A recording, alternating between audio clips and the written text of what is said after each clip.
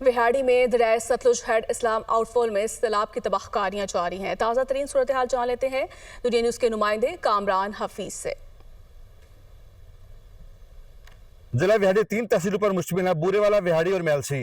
دریائے ستلج سیلاب نے ہر طرف تباہی مچائی ہوئی ہے۔ 60,000 ایکڑ سے زائد رقبہ مکمل طور پر تباہ ہو چکا ہے، جبکہ 50,000 سے زائد لوگ اپنے مال مویشی کے ساتھ نقل مکانی پر مجبور ہوئے ہیں۔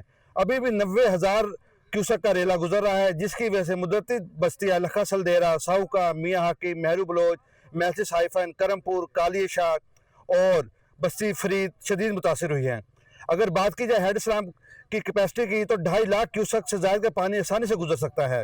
ضلع انتظامیہ کی جانب سے 13 ریلیف کیمپ قائم کر دیے گئے ہیں، جو سیلاب متاثرین اور مویشیوں کو سہولیات فراہم کر رہے ہیں۔